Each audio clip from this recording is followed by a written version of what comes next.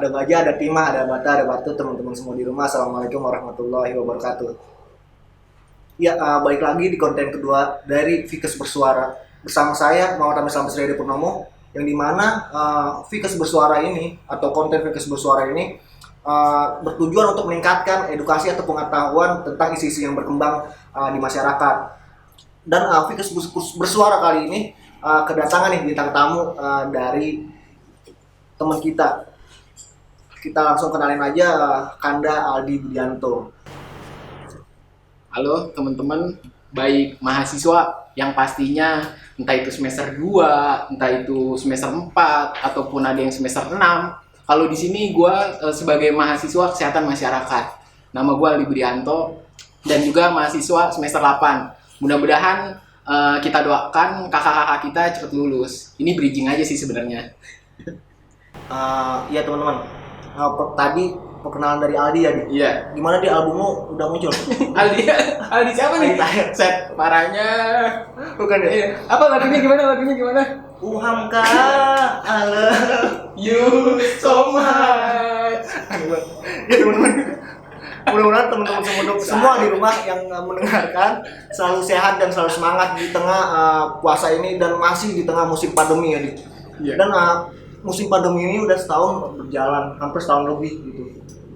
Mungkin gua mau tanya nih sama lu, apa aja kebiasaan baru dari sebelum COVID ini dan berjalan COVID udah hampir setahun yang lu lakuin? Ya pastinya ya mengenai COVID. Jujur gue nggak nyangka Corona COVID-19 ini tuh selama ini. Jujur keresahan gue sebagai mahasiswa, gue rasa kuliah di rumah santai ya. Mungkin bagi seseorang itu santai karena gue lihat nih teman-teman gue kuliah online, ada yang sambil pergi kemana, ada yang sambil masak.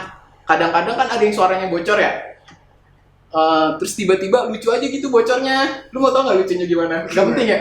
Bocor apanya? Enggak, bocor suaranya. Misalkan di Zoom atau di Meet ya kan ada yang nonaktifkan suara kan. Iya. Tiba-tiba lagi nyapu, Masya Allah, nih dengerin dosen sambil nyapu tuh, aduh. Bener banget sih, maksudnya di tengah musim pandemi ini kita tuh dipaksa buat adaptasi ya kan, betul, dipaksa betul. buat Betul banget. bisa untuk menghadapi dunia online ini. Betul. Yang dimana harusnya kita ya harus mulai terbiasa karena udah hampir setahun lebih. Bener banget. Dan mau nggak mau ya kita harus menghadapi dengan new normal ini gitu. Betul.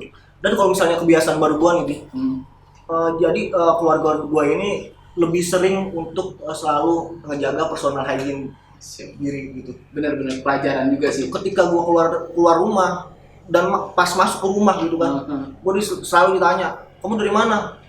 Cuci tangan dulu gitu. Perhatian banget ya? Perhatian banget. Perhatian banget. Emang sih takut ya kan, virus bahaya banget kan. Biar maksudnya minimalisir dari virus-virus yang nempel kan gitu. Benar. Bahkan gua udah mandi nih, disuruh mandi lagi. Ngeri banget. Ngeri. Nah itu dia maksudnya kita di musim pandemi ini dituntut untuk terus menjaga kesehatan diri kita atau dan kebersihan personal hygiene di dalam diri kita. Jangan lupa juga cuy, kemana-mana kita pakai masker. Tadi Betul. kita udah sesuai protokol kesehatan ya. Di sini aja kita jaga jarak. Bagaimana mahasiswa itu kan sebagai agent of change ya. Betul banget. Kita sebagai mahasiswa mungkin walaupun mungkin di sini nggak hanya mahasiswa, mungkin bisa masyarakat umum atau apa. Kita berusaha untuk sharing lah. Bagaimana sih pengalaman COVID kita ya kan di awal pembukaan ini sebelum ke inti materi kita nanti. Juga jangan lupa ketika kita melakukan aktivitas, jangan lupa terus melakukan gerakan 3M. Betul 3M nih. Memakai masker. Tadi kita udah pakai, kita udah aman nih. Udah aman. Mencuci tangan. Dan menjaga jarak. Iya, menjaga jarak. Sehingga kita dapat mencegah dari penularan COVID-19 ini. Oke. Udah ngomong pembahasan tentang awal-awal COVID ya kan. Nah, ada nggak pengalaman lo nih? Mungkin bisa diceritain nggak sama teman-teman? Pengalaman tentang COVID. Tentang COVID. Iya, jujur gue kemarin sebulan yang lalu positif gue. Jadi kan ceritanya ya, gue habis pergi ngelayat temen gue. Nah, tiba-tiba itu hari Jumat tuh, hari Senin dini harinya gue demam. Demam, badan sakit. Ini apa ya? Gue pikir ya udahlah, gue langsung minum kelapa hijau, minum vitamin. Nah, hari Selasanya hilang. tapi muncul keringat dingin, penciuman udah mulai hilang. Gue mikir nih, bagaimana kan gue bersyukur banget gue masuk kesehatan masyarakat UHAMKA. Bagaimana di situ gue tahu ilmunya gitu. Jadi gue mempraktekkan apa yang gue dapet gitu loh. Jadi ya gue nggak mau ngebuat diri gue menjadi penyebaran ke orang lain, virusnya menyebar. Makanya ya gue langsung tes di swab antigen, ya kan hari Rabunya tuh. Padahal di situ gue sehat badan, cuma keringat dingin, penciuman udah mulai hilang. Tapi kan itu ciri-ciri corona ya kan. Ya, betul. Jadi kita harus tes karena gue berpikir orang yang sudah merasa mempunyai gejala nggak tes itu adalah orang yang egois. Karena mereka memikirkan dirinya sendiri. Kalau bagi gue bukan menghakimi ya, tapi terkadang kita sebagai yang sudah tahu ilmunya itu lebih baik tes. Nah, Rabu gue tes antigen positif. Emang sebelumnya lu ngapain? Enggak, gue ngelayat. Beraktivitas. Iya, gue ngelayat hari Jumat tuh. Terus? Ngelayat. Gue tetap pakai masker, pakai apa? Bener, gue tetap salaman gini ya kan. Tetap kena cuy. Kita yang sudah berusaha mungkin untuk cuci tangan, itu aja kemungkinan masih bisa kena ya kan. Nah, gue langsung PCR gue juga rendah cuy. Kan di PCR itu ada city value ya. Biasanya tuh kalau vonis orang itu dinyatakan sembuh itu kalau tidak salah ya 36 ke atas. Nah, city value gue itu 17. Dan jujur gue ada autoimun.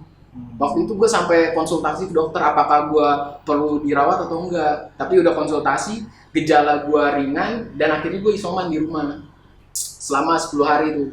Dan penciuman hilang tuh, keringat dingin udah hilang. Gejala COVID ini. Iya, pokoknya udah itu terutama kalau bagi gue ya penciuman hilang. Dan kesimpulan gue ya mungkin nanti berkaitan dengan materi kita, ternyata nggak bisa menghakimi orang juga yang nggak tes. Jujur, gue sebagai masyarakat awam tes antigen itu sekitar 200 sampai 300 ribu. PCR itu sekitar 800 sampai 1 juta. Coba lu bayangin masyarakat prasejahtera atau masyarakat miskin ataupun yang tidak mampu. Betul. Bagaimana mereka bisa tes kalau itu saja bayar gitu loh. Jujur di sini kan bagaimana kan ada 3T ya. Tracing, treatment dan lainnya. Ya kan?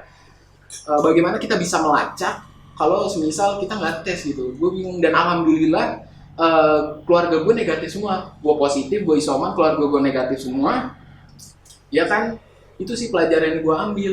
Ternyata untuk tes saja mengeluarkan biaya yang luar biasa besarnya gitu. Gak semua orang mampu. Dan pelajaran yang gue petik lagi adalah banyak klaster keluarga yang sampai orang tuanya meninggal. Mungkin kalau kita sebagai anak muda, kita bisa survive, kita bisa berhasil untuk melawan virus corona ini. Kebanyakan kasus di luar sana adalah bagaimana entah orang tua kita, entah kakek nenek kita terkena, itu yang menyebabkan tidak ada karena mereka udah punya penyakit komorbid atau bawaan. Ya, itu sih pelajaran gue banget. Benar banget, maksudnya ketika kita sudah menjaga kesehatan, menjaga protokol kesehatan, tapi bisa aja kena gitu. Betul. Bahkan bisa menularin ke keluarga-keluarga yang ada di sekitar kita. Betul. Nah itu dia tadi cerita dari Adi gitu. Udah berarti udah hampir setahun ini yang gue bilang setahun lewat berlalu, banyak dampak-dampak yang mulai dirasakan dan banyak banget gitu, besar dampaknya dari sisi terutama kesehatan itu sendiri, ekonomi maupun pendidikan gitu. Betul. Dengan anggaran COVID yang begitu besar gitu, sekitar tahun lalu 800 triliun. Gue ngeliat data terakhir 600 sampai 800. Ya hampir sekitar segitu untuk dan kita pun nggak tahu kapan selesainya COVID ini gitu. Betul. Kalau misalnya kita tarik mundur dari awal muncul COVID ini ya kan, dari banyak yang kita dengar gitu, komitmen atau percakapan para pejabat kita yang mengeluarkan kontroversial sehingga betul. Banyak masyarakat yang bingung nih terkait munculnya COVID ini gitu. Bisa kita lihat kalau misalnya dari pengaruh ekonomi di musim pandemi ini banyak orang yang dikeluarin dari tempat kerjanya. Parah. Saudara gue sampai kena dia kerja di kafe ya kan, istrinya lagi hamil. Cukup prihatin bahwa di lapangan itu seperti itu. Dan jujur ya, gue diundang di BEM ini, gue terima kasih diundang di BEM. Mudah-mudahan kita di sini itu bisa sharing gitu. Mungkin ini dari gua dan kalian yang menonton, kalian bisa menceritakan, men-sharing juga mungkin nanti di kolom komen bagaimana sih perjuangan kalian yang mungkin kalian harus kerja, ya kan? Mungkin kalian punya kesibukan lain. Itu gua respect sih sama anak-anak organisasi yang bisa bertransformasi yang dari offline ke online. Gue respect gitu loh. Iya, maksudnya kalau misalnya tadi dilihat dari sisi ekonominya ya kan, maksudnya belum ada pemerataan yang baik dari pemerintah gitu. Bagi orang-orang yang dikeluarin dari tempat kerjanya gitu, sehingga yang tadi lu bilang ketika mau melakukan tes atau menandain dia gejala COVID terkena atau enggaknya, dia pun kekurangannya di situ, minusnya di situ karena apapun harus bayar gitu. Betul. Dan menurut lu gimana nih? Maksudnya caranya kita berperan ataupun pemerintah berperannya tuh seperti apa harusnya melihat kondisi seperti ini gitu. Sebelum ke situ gue dikasih materi yang cukup luar biasa tuh. Di sini gue dapat judul adalah harumnya krisis sosial ekonomi kesehatan. Apakah mengetuk komitmen negeri ini, pemimpin di negeri ini? Nah, pertanyaan lu tadi terkait apa coba? Bisa dibilang nggak? Tentang bagaimana peran pemerintah gitu dalam melihat dampak-dampak yang terjadi di dalam virus pandemi COVID ini gitu yang tengah berjalan sampai sekarang. Ya maaf ya teman-teman, sedikit Lola. Tadi mau jelasin ini sebenarnya judul dulu, jelasin situ. Nah, sebenarnya kalau kita bicara dengan peran pemerintah ya, kita harus melihat kalau menurut gua itu ada dua, dan ketika kita menjadi rakyat ataupun masyarakat, peran pemerintah yang kita lihat sisi kita sebagai mahasiswa itu sisi mengkritiknya bebas kan pemerintah. Pada awal munculnya pandemi, lu bisa lihat kan bagaimana menteri kita waktu itu mungkin tujuannya baik, menenangkan. Gak mungkin virus COVID ini masuk Indonesia. Orang Indonesia tubuhnya kuat, minum empon-empon pun sembuh. Harus makan nasi kucing. Iya. Kita bisa jadi kuat. Iya. Mungkin tujuan Pak Menteri yang kemarin tujuannya baik. Tetapi kan kita ya karena kita orang kesehatan kita tahu persis gitu loh. Mungkin epidemiologi kita pelajarin. Jangan sampai ngerubah dulu nih paradigma sakit. Jangan sampai kita sakit dulu. Terus kita nggak bisa apa-apa, kita nggak produktif. Bagaimana kita merubah dari paradigma sakit ke paradigma sehat? Dan menurut gua yang kemarin tujuannya menenangkan itu, menurut gua adalah itu harus dipertanggungjawabkan sih. Itu loh, itu yang pertama, peran niatnya baik. Dan gua melihat komunikasi publik dari pemerintah. Kritik terbesar gua adalah komunikasi publik. Mungkin yang tadi kita bahas mengenai testing. Dulu yang rapid test pakai cek darah, sekarang ada yang antigen, ada yang PCR. Nah, di situ bagaimana sih pemerintah itu bisa menjelaskan kepada rakyat? Gitu loh, melewati jubirnya. Dan pemerintah sebenarnya menurut gue di sini positifnya, pemerintah pun sudah membentuk satgas. Tetapi yang kejadian di lapangan nih, misal ada hoax, misal kemarin ada masker yang kalau teman-teman viral di sosial media ya ada masker yang belakangnya belatung, itu salah satu contohnya, ya kan? Itu seharusnya hal-hal seperti itu pemerintah bisa meluruskan hoax-hoaxnya resmi secara resmi gitu loh, biar masyarakat pun tidak gundah gulana gitu loh, harus ngikutin yang mana. Itu menurut gua komunikasi publik penanganan COVID ini.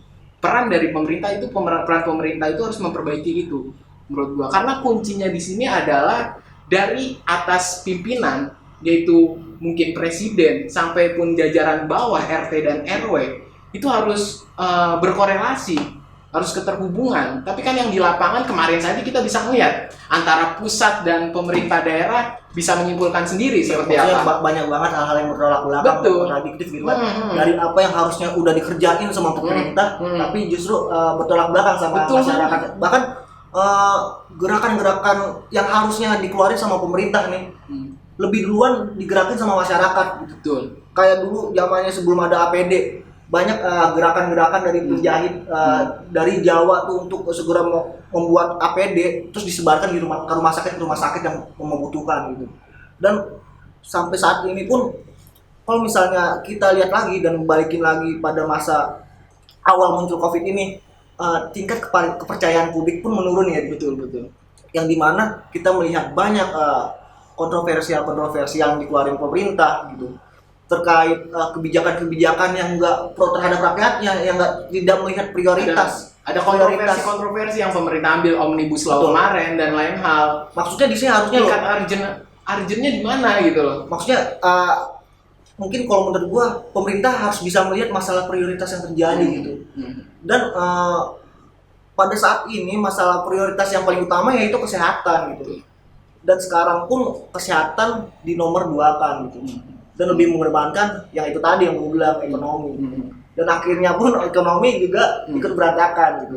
Nah, kalau gue melihat sudut pandang itu ya dia, tadi kan dari pemerintah ya. Jujur pemerintah gue yakin kalau ketika karena gue tadi bilang gue sudut pandang ketika gue membayangkan jadi pemerintah, jujur bukan hal yang gampang juga jadi pemerintah. Betul. Tapi bagaimana pemerintah itu seberusaha mungkin. Jangan sampai ini loh yang gue sayangkan, pemerintah daerah dan pusat kebijakan publiknya terkadang berbeda. Bagaimana komunikasi publiknya di situ kan masyarakat jadi bingung gitu loh. Itu yang gue ingin jawab. Yang kedua terkait dengan rakyat tadi. Nah, rakyat kan mungkin sudah tahu lah, kita wajib pakai masker, kita disarankan untuk mencuci tangan. Banyak masyarakat yang udah nggak tahu apa yang harus dilakuin gitu. Kalau menurut gue sih se-Indonesia ya udah tahu lah harus ngapain, semua udah digalangkan. Tapi bagaimana masyarakat itu sendiri? Jujur gue kemarin PBL ternyata masyarakat itu dari hasil penelitiannya, masyarakat itu mengeluhkan harga masker mahal. Dari situ kan kita lihat ya, mungkin tidak di seluruh wilayah, tapi dari situ dapat kita berkaca bahwa ternyata masyarakat itu kondisi ekonominya memang lagi terpukul banget. Itu sih yang gue bisa jawab. Dan bagaimana kita sebagai kesehatan masyarakat ataupun teman kita di prodi gizi, itu bagaimana kita pun sebagai mahasiswa juga menggalangkan dan mencontohkan. Setuju banget, maksudnya dari jurusan kesehatan masyarakat maupun gizi kita bisa bersinergi dan bekerja sama gitu dalam mengimplementasikan ilmu-ilmu yang udah kita dapetin di dalam perkuliahan itu sendiri.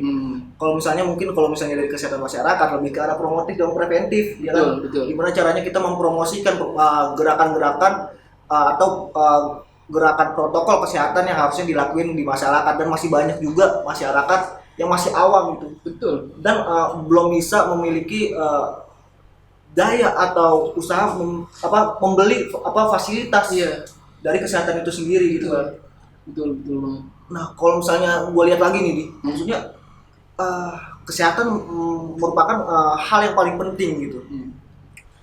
Kalau misalnya kita lihat dari definisi kesehatan itu sendiri ya kan, kesehatan adalah bebas dari penyakit, kecacatan, kelemahan, ya kan. Itu mungkin secara sempitnya. Kalau misalnya secara luasnya, kesehatan adalah sehat dari sosial, ya kan. Jasmani, rohani, bahkan fisik gitu. Nah itu dia, sosial ekonomi sangat bergantung banget sama kesehatan atau mempengaruhi kesehatan. Betul banget. Ya, berkorelasi di dalam masyarakat. Bagaimana tadi lu bilang ya, kesehatan itu kembang ilmu. Yang pasti dosen kita, gue ingat banget kata dosen kita di Pak Bikwanto pernah ngomong, public health is the politic. Bagaimana kebijakan kesehatan yang ada di masyarakat itu tidak gampang untuk bisa keseimbangan antara mengutamakan kesehatan dan juga mengutamakan sosial, yaitu masyarakat dan ekonomi. Siapa sih? Terkadang kan kemarin kita lockdown PHK semua. Bagaimana sekarang kita new normal? Kan kalau kita mementingkan kesehatan semua, ya masyarakat mungkin tidak tertular virus corona. Bener nggak? Tapi kalau masyarakat nggak bisa makan, gimana coba? Kalau masyarakat benar-benar di PHK tidak bisa makan, kita kan harus melihat itu bagaimana. Memang sulit kalau untuk mengambil kebijakan ini. Bagaimana yang paling seimbang? Menurut gue ya, kebijakan yang salah itu secepat mungkin diperbaiki. Jangan sampai gue melihat pemerintah gini di mengeluarkan kebijakannya itu lama. Kenapa kita kalau misal kita ngeluarin aja kebijakan dulu yang ada, nanti direvisi. Sama ketika gue merefleksikan ke diri gue pengen pinter public speaking. Kalau gue nggak mencoba, bagaimana gue bisa? Nanti kan gue dengan pinter gue mencoba, itu kan akan ada perbaikan di dalam diri gue. Nah, gue pengen peraturan pun seperti itu. Dengan tanpa sengaja, maksudnya peraturan ini bisa membentuk perilaku kita dengan sendirinya. Betul. Revisi mah wajar ya, misalkan apa, tapi ya itu harus kita lakukan agar ya tidak tertular juga kita mengenai virus corona ini. Dan dipastikan ya memang ada nyatanya virus corona ini ada. Kalau masyarakat yang masih bilang nggak ada, jujur gue bingung sih untuk menjelaskannya bagaimana lagi ya. Saudara-saudara kita, bahkan saudara rumah kita atau tetangga kita itu ada bahkan yang sampai meninggal. Iya, itulah maksudnya kekurangan dari masalah yang saat ini kita hadapi gitu. Maksudnya dengan orang yang mempunyai sosial ekonomi yang tinggi, pasti dia mempunyai privilege yang tinggi dong, yang dimana dia ini bisa gampang banget dapetin fasilitas-fasilitas yang ada. Dan justru kebaikannya bagi masyarakat yang mempunyai sosial ekonomi rendah, yang banyak dampak buruknya gitu dari yang tadi nggak dapet fasilitas dan akhirnya berdampak pada kesehatan dirinya sendiri dan berujung kematian, apalagi di musim pandemi ini kan, yang dimana virusnya juga sangat berbahaya. Dan kalau yang menarik itu gue masalah penegakan hukum penanganan COVID-19 yang berkaitan dengan sosial ekonomi. Jujur, gue melihat itu ya, ketika di kalangan bawah, masyarakat bawah itu ada ketimpangan di masyarakat di atas. Kalau menurut lu ada tanggapan nggak sih masalah itu, atau kalau punya pengalaman atau lu melihat seharusnya gimana? Kalau menurut lu gimana? Ya, nggak bisa dihindari gitu. Di Indonesia pasti sering banget terjadi ketimpangan atau bisa disebut juga kepentingan, apalagi kepentingan politis gitu. Kalau misalnya kita lihat di tahun lalu juga terkait pilkada ya, ya pilkada terus dijalankan. Pilkada terus dijalankan, tetapi masyarakat untuk mencari kerjanya aja susah gitu. Betul. Nah di sini yang menjadi ketimpangan gitu di dalam masyarakat, sehingga masyarakat mungkin berpikir capek. Kenapa kita harus ngikutin peraturan sedangkan pemerintah kita atau pemangku kebijakan kita keluar dari aturannya sendiri gitu. Maksudnya memikirkan kepentingan dirinya sendiri dibanding masyarakat. Begitu kan maksudnya ketika pilkada, pemilihan umum, banyak janji-janji yang dikeluarkan, tapi nyatanya itu janji yang dikeluarkan pun tidak pro terhadap rakyatnya gitu. Justru yang gua garis bawahi di sini, banyak mungkin teman-teman dari masyarakat yang rindu akan pemimpinnya gitu. Betul. Terkait pilkada kemarin ya, sebenarnya ya, apa sih tingkat urgensinya? Kan ini sebenarnya hal-hal kebijakan, terkadang pemerintah sebenarnya udah mengeluarkan aturan bagus, tetapi kok pilkada dijalankan. Jujur gua kemarin sempat seminar di LIPI mengenai pilkada, dan hasil penelitian dari seminar itu 60% itu setuju untuk dilaksanakan pilkada 2020 kemarin itu pada pertengahan Juni ini gitu loh. Gue bingung sih terkadang sama pemangku kebijakan, terutama Dewan Perwakilan Rakyat, aspirasi mana yang diserap? Iya, gitu. Gimana sampai kapan kita mau mendengarkan suara wakil rakyat kita, sedangkan wakil rakyat kita pun nggak mau mendengar suara kita gitu sebagai masyarakat. Betul. Bukannya kita fair ya, maksudnya Dewan Perwakilan Rakyat di situ kan dia punya masa reses lah. Mana serapan aspirasi rakyat tuh? Katanya kita dengar, apa didengarnya kalau mereka tidak percaya dari hasil penelitian itu? Misalkan kayak gitu sih, kita mengambil contohnya ya. Kayak gitu sih. Oke. Berarti gua udah clear terkait masalah-masalah yang ada dan dampak-dampak yang terjadi di dalam musim pandemi ini gitu, yang sedang masih berlangsung juga gitu. Nah, menurut lu nih, upaya apa atau perspektif lu sebagai mahasiswa kesehatan masyarakat dalam melihat krisis terkait sosial ekonomi ini apa? Yang gue lihat, gue sebagai kacamata mahasiswa dulu ya, jujur nih, gue bingung ketika gue lulus kerja apa. Itu yang gue pikirin. Nggak tahu buat pemikiran gue terlalu jauh atau gimana ya. Tapi jelas lah, sekarang PHK di mana-mana ya kan. Mana nanti kita PBL 2 di instansi mungkin kan, baik gizi dan Kesmas itu nyari tempatnya di mana ya. Tapi kan semua itu tidak cukup untuk kita pikirkan saja, tapi kita harus jalankan. Ya kan? Gue jadi teringat gini deh. Dulu ada kejadian bom di bom kedubes Australia dan juga bom JW Marriott. Iya. Dulu itu kita ketika ingin masuk mall, ingin masuk hotel itu tidak diperiksa gitu. Sekarang ada pemeriksaan yang namanya metal detector, wajib di semuanya. Itu adalah new normal. Nah, menurut gue di sini adalah bagaimana kita dapat mengaplikasikan peran kita sebagai mahasiswa di new normal ini. Kalau kita menunggu waktu, kapan kita akan bisa survive? Gitu loh. Itu pelajaran yang gue ambil dan mudah-mudahan gue tidak hanya ngomong doang, tapi gue bisa mempraktekkan. Bukan gue saja, mungkin teman-teman yang lain gitu loh. Itu sih pelajaran gue sebagai mahasiswa. Itu ketakutan gue. Dan nih di, gue juga seminar di LIPI lagi. Tentang apa? Tentang ekonomi itu. Krisis ekonomi mikro. Nah, salah satu pematerinya itu bilang dampak dari COVID-19 ini di ekonomi. Ada dulu Amerika Serikat kalau tidak salah tahun 2008 itu ada yang namanya krisis subprime mortgage. Jadi gue ngejelasin subprime mortgage itu bagaimana suku bunga di Amerika Serikat itu diturunkan. Dan ternyata semenjak diturunkan pun daya beli masyarakat tidak tinggi ternyata. Dan kita tidak munafik lah, Amerika merupakan negara besar, mungkin otak dari keuangan di dunia lah. Bagaimana kita pun bergantung kepada dolar. Betul.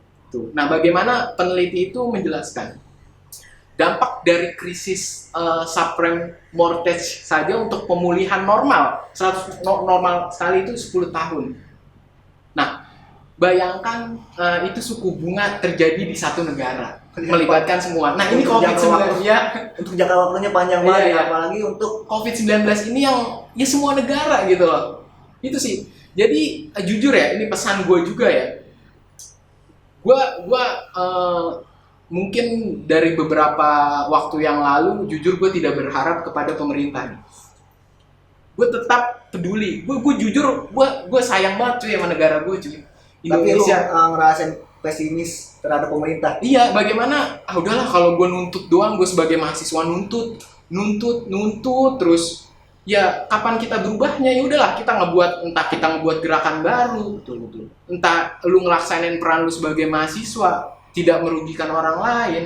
Menurut gue kalian pasti punya cara sendiri untuk mengatasi biar diri kalian itu bisa survive gitu loh terhadap virus corona ini sebagai mahasiswa. Nah, sebagai masyarakat nih.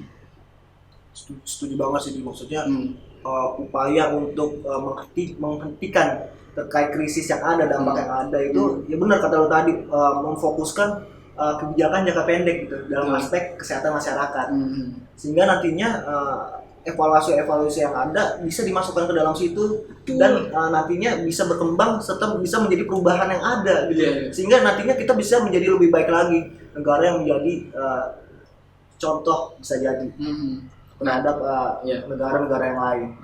Kita ngomong ya, siapa tahu ada wakil rakyat ya kan, atau pemimpin yang nonton ya kan. Ya, siapa tahu ya kan, ini kan di YouTube ya nanti ya.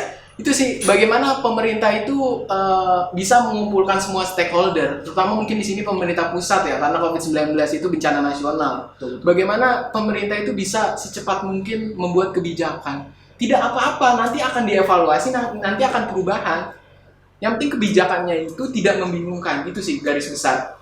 Iya teman-teman, tadi kan Aldi udah membahas terkait upaya yang dilakukan kita sebagai mahasiswa. Nah sekarang gue mau nanya nih, terkait upaya apa sih yang bisa kita lakukan sebagai masyarakat yang nyatanya kita harus terjun langsung gitu, maupun di lingkungan kita sendiri maupun di luar. Menurut lu gimana? Sebenarnya sebelum ke masyarakat, gue cukup mengapresiasi program dari pemerintah, terutama terkait pemberdayaan UMKM. Pemberdayaan UMKM itu bagaimana kayak misalkan warung, itu dapat subsidi lah dari pemerintah. Tapi jangan lupa dari situ pemerintah juga bertanggung jawab terhadap keuangannya. Jangan sampai seperti contoh kemarin Kementerian Sosial yang korupsi itu berulang lagi. Itu mungkin terhadap pemerintah ya kan, dan masyarakat juga jangan lupa untuk mengawasi juga kita sebagai masyarakat. Buat peran kita sebagai mahasiswa maupun masyarakat untuk Betul. mengontrol atau mengawal isu yang ada gitu. Jadi jangan berasa kita bodoh amat atau tidak peduli. Maksudnya kita tinggal di negara Indonesia gitu, dan sampai kapanpun kebijakan-kebijakan yang sudah dikeluarkan maupun yang sudah dijalankan dan akhirnya berdampak terhadap kehidupan ya akan dibawa seterusnya gitu sampai Betul. anak cucu kita nanti. Itulah fungsi kita sebagai pengawas atau pengawal isu-isu yang ada Betul. terhadap masalah pandemi COVID maupun yang lainnya nantinya. Iya, masyarakat ya. Yang satu lagi terkadang masyarakat itu harus dituntut kreatif. Mungkin pemerintah kemarin yang PHK atau yang apa ada kartu prakerja. Bagaimana mungkin fungsi dari kartu prakerja itu dapat diaplikasikan kepada masyarakat. Jangan juga masyarakat hanya menerima uang saja. Itu loh yang harus kita refleksikan ke diri kita. Yang penting kita mau berusaha sebagai masyarakat, berusaha untuk mendapatkan uang, dan pemerintah juga jangan lupa menyediakan lapangan pekerjaan. Itu bagaimana? Iya, benar banget. Maksudnya kita juga harus tetap bermanfaat gitu kan. Karena kebahagiaan yang paling tinggi adalah ketika bermanfaat terhadap orang lain. Betul. Hadis tuh, Masya Allah. Masya Allah. Hadis apa ya? Oke. Kita lanjut kayaknya dari apa Oh, iya. tadi. Apa Terkait tuh? upaya apa gitu untuk menghentikan terkait krisis sosial ekonomi yang sedang berlangsung di tengah pandemi ini. Upaya apa untuk ya kalau lu bertanya kayak gitu, gue sangat yang mencontoh negara lain ya, maksudnya yang penanganannya baik seperti Taiwan salah satu yang terbaik, Vietnam salah satu yang terbaik, betul. Di antara negara-negara Asia lainnya. Iya betul, yang sebagai role model kita. Dan yang diwaspadai isu-isu terkini itu adalah negara India. Virus corona ini menurut WHO ya sudah bermutasi. Nah, jangan sampai Indonesia itu terulang lagi seperti kemarin. Di India itu kasus per hari, bayangin. Kasus per hari 200.000 orang positif. Dan isu yang terakhir nih, Di, turis-turis dari India ke Indonesia. Itu ada masuk berita. Apakah itu hoax atau tidak? Kalau kita kaitkan dengan tadi, pemerintah seharusnya menjawab itu, Di, kalau menurut gua. Komunikasi publik terhadap masyarakatnya, agar masyarakatnya pun itu juga menjadinya selaras, berkorelasi, dan mempraktekkan apa yang disampaikan masyarakat, apa yang disampaikan pemerintah, mohon maaf.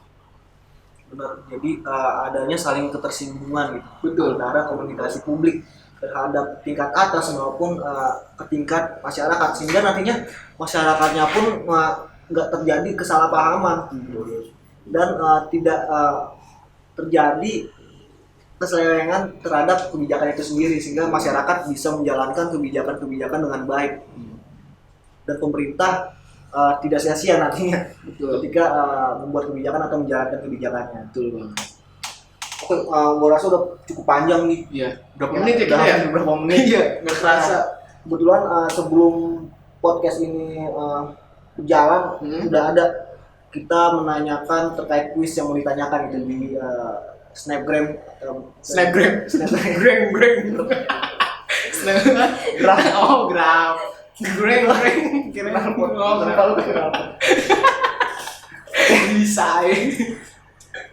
Ini ada yang nanya nih, ada 5 orang penanya, mungkin nanti lu bisa jawab singkat aja. Iya, Apa iya. mungkin nanti udah kejawab dari Iya, apa yang iya. kita udah ngomongin. Pertama dari Mdava Alpe _ Ribet ya? Kayak hidup. dan dia nanya solusi apa yang tepat untuk dilakukan pemerintah dalam mengatasi krisis ekonomi di masyarakat gitu. Ya. Sedangkan kaki tangannya pemerintah atau kementerian yang bertanggung jawab aja nggak menjalankan amanah atau tanggung jawabnya gitu. Oh itu pertanyaannya berat ya. Itu sih bagaimana terkadang presiden ngomong apa, menterinya ngomong apa. Itu komunikasi publik itu yang pertama. Yang kedua adalah ada di epidemiologi itu adanya POC, Plan of Action. POA ya, berarti POA. POA, POA, ya lupa maaf ya.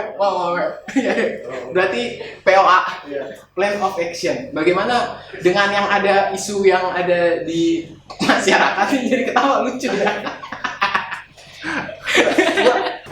Ya, Plan of Action dan yang terakhir adalah 3T sih. Bagaimana virus corona ini masih ada, mungkin Pemprov salah satu yang terbaik melakukan tracing adalah Pemprov DKI ya.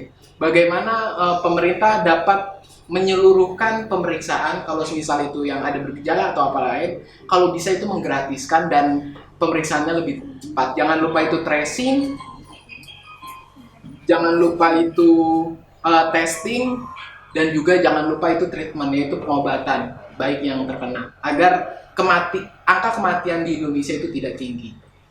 Berarti balik lagi menjadi PR pemerintah Iya, dalam hal pemerataan. Dan jangan lupa peran kita sebagai masyarakat. Pemerataan yang belum terdapat di dalam masyarakat itu sendiri. Oke, pertanyaan kedua dari Siva.nh. Apakah masih ada kemungkinan untuk Indonesia bangkit dari krisis ekonomi sekarang? Gue orang yang percaya. Lo ngeliatnya gimana? Gue orang yang percaya bangsa Indonesia itu bangsa yang kreatif. Bangsa yang mampu berjalan dalam kegiatan apapun, bahkan krisis ekonomi kita 98 yang mampu menolong kita itu adalah usaha-usaha dari masyarakat. Usaha-usaha dari bawah yang dari masyarakat. Itu yang mampu ekonomi kita. Bagaimana orang Indonesia, gue tahu kreatif. Nah, bagaimana gue yakin sih bangsa Indonesia mampu untuk melewati ini semua. Dan yang pertama kita saling nguatin sih, itu sih.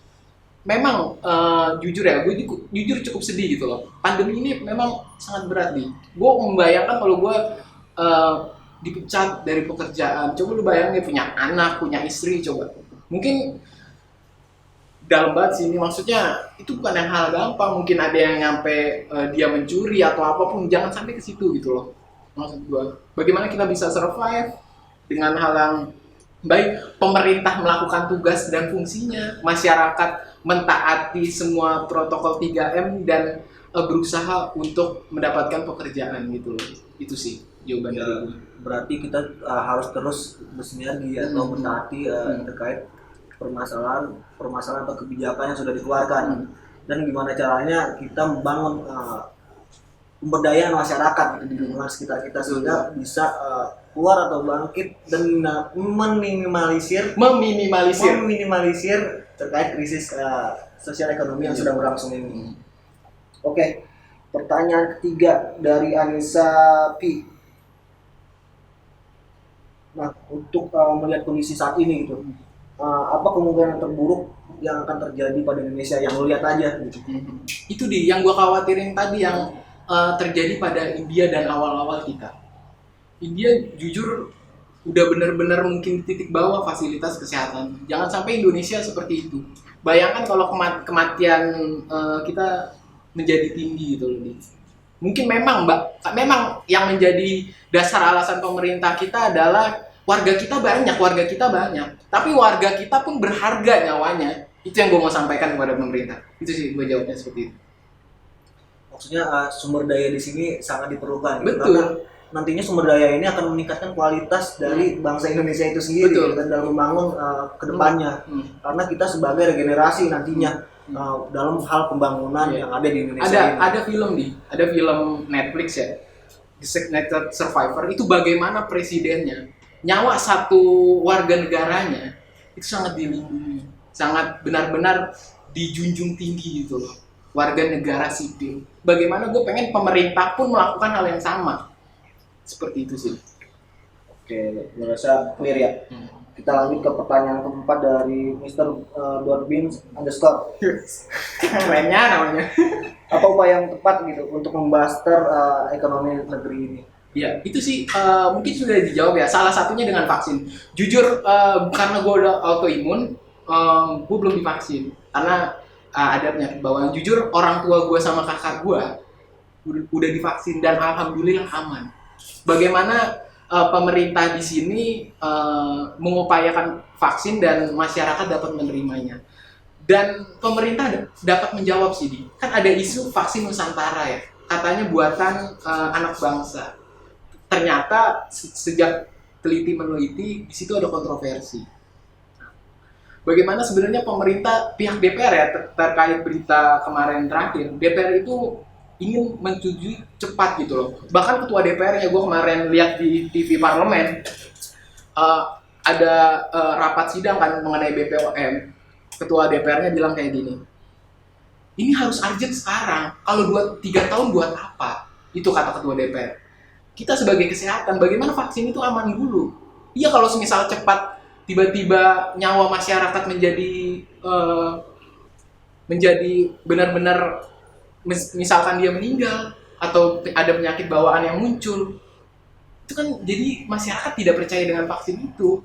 Jadi ya bagaimana benar-benar peneliti dan kerjasama pemerintah di sini, baik semua stakeholder itu dapat menjalankan semestinya sih untuk terkait vaksin Nusantara ini sih. Itu sih menurut gue. Berarti bukan seberapa cepat Iya, bukan seberapa vaksin ini cepatnya. dikeluarkan, tetapi seberapa matangnya. Iya, sehingga efektif, nantinya efisien ya kan halal bisa ya. efektif atau efisien. Betul. Dan nantinya nggak berdampak sama Iya.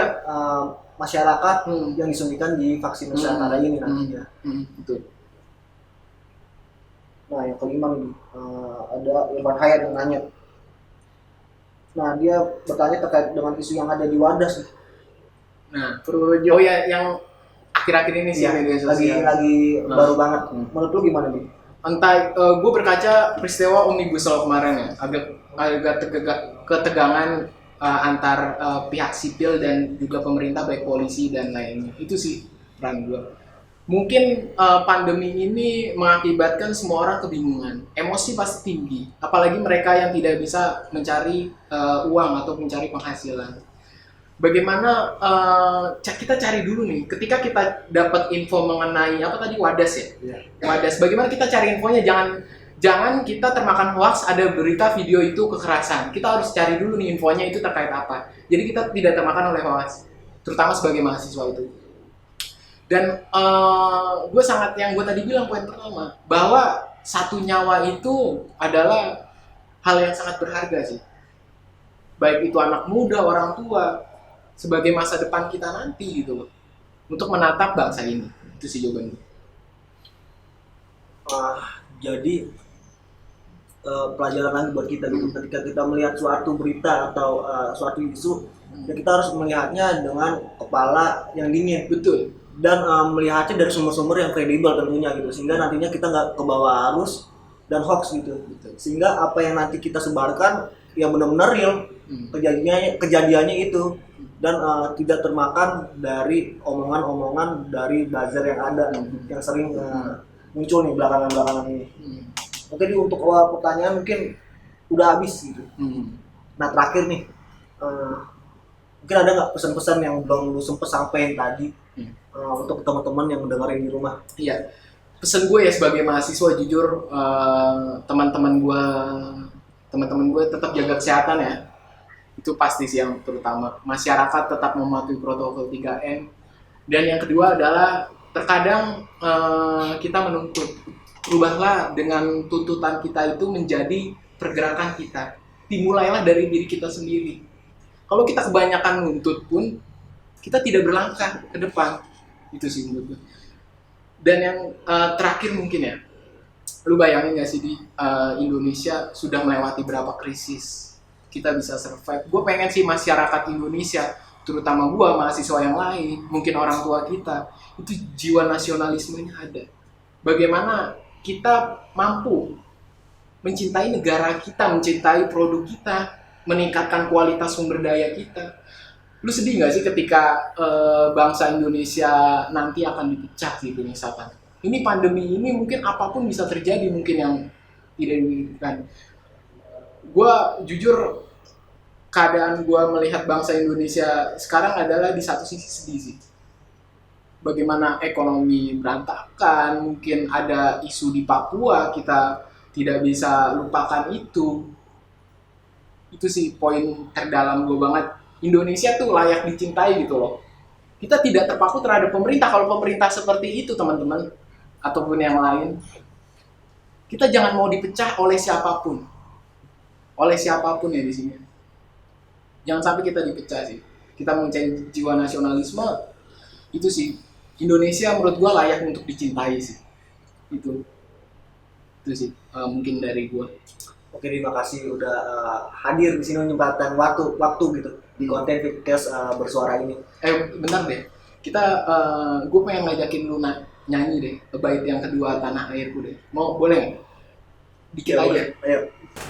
Iya, makasih dia udah nyempetin waktunya untuk ikut di konten Vikas bersuara ini. Iya, makasih. Gue juga ngucapin makasih. Mungkin kurang lebihnya mohon maaf dari gue. Mungkin kesempurnaan milik Allah, kesalahan milik manusia. Mungkin kalau semisal gue ada kesalahan, gitu sih. Ya, mungkin gue mau sedikit nambahin terkait kesimpulan yang tadi lu udah sampein. Berarti kita sebagai masyarakat ataupun mahasiswa harus bisa merefleksikan terkait apa ilmu yang udah kita dapat dalam perkuliahan ini, sehingga nantinya baik lagi bisa bermanfaat bagi orang lain gitu. Dan mari sama-sama kita kawal isu-isu yang ada, nggak hanya isu krisis sosial ekonomi ini, nggak hanya isu pandemi ini, tapi kita harus mengawal isu-isu di luar sana gitu. Nah, itulah sebagai peran serta tugas kita sebagai masyarakat dan mahasiswa. Mungkin itu aja sih yang kesimpulan yang mau gue sampaikan. Ya, mungkin kita tutup dengan lagu Tanah Airku, tapi bait yang dari Walaupun aja. Boleh teh. Buat teman-teman yang di rumah bisa ikutin Ya. Coba gue setelan nih.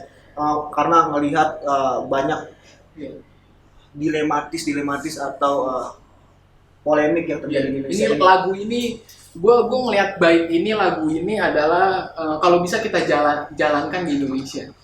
Yang seharusnya kita harus terus cinta sama Indonesia, Betul. apapun kondisinya yang sedang terjadi. Betul. Oke, Setelan.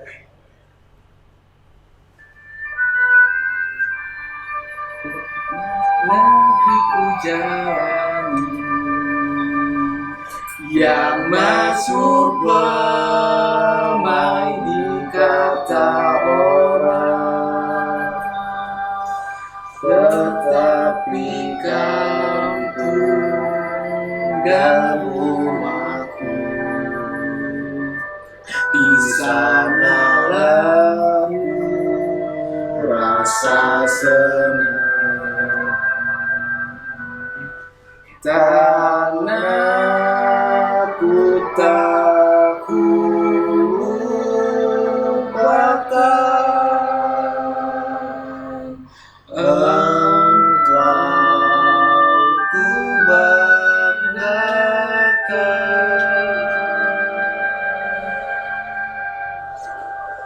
mungkin sekian teman-teman dari konten Vikas bersuara kali ini. Semoga apa yang tadi udah disampaikan dapat bermanfaat dan dapat diimplementasikan kepada diri teman-teman. Dan teman-teman bisa juga nih nyebarin informasi-informasi yang mungkin menurut teman-teman baik ke lingkungan di sekitar teman-teman. Kurang lebihnya mohon dimaafkan. Kita berdua mungkin banyak salahnya ya sebagai manusia. Jujur gua sedih cuy. Aduh, dalam banget nih. Mungkin itu aja teman-teman, tetap jaga kesehatan, tetap semangat di tengah musim pandemi ini. Sekian. Mungkin ada sedikit pantun nih penutupnya. Wih, mantap. Apa tuh? Di hutan banyak burung parkit suka gadoin ketat. Teman-teman di rumah jika tanyanya sakit maka jagalah kesehatan. Billahi fisabilillah, fastabiqul khairat. Assalamualaikum warahmatullahi wabarakatuh.